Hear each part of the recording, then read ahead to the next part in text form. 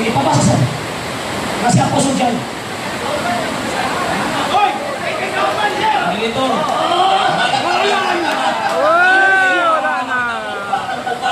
Nakay mo ba sa tingawan? Pero ang punto ay dito, dili lagi ni ipasabot ko. Postulis ba ni Odili? Okay. So, ang tubag, sir.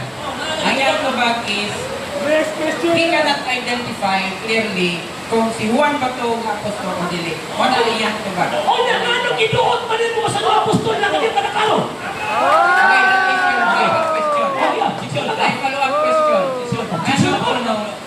Sir. Nagawa na natin yung question, sir. Follow-up question. You have 30 seconds to answer. Nagawa na yung question, sir? Okay. 30 seconds. Okay, follow-up. Nanong gigamit na ito ni? Una, nag-ingon ka na si Juan, membro sa Roman Catholic Church. Nag-ingon dili ba niya isang membro sa Catholic? O niya, mo ni siya, dili siya membro sa Catholic. O niya, isa din siya Katoliko, naluwa siya. Saan mo na? Kasi magaling ka apostol dyan. Ano, tama ka? Stop sir. Okay. Okay. Ikaw.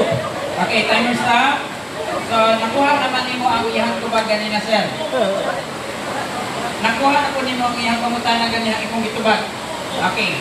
Na karon sa atong audience, ang hukom kung isa sa ilaha ang natubay. Si Juan, kapad.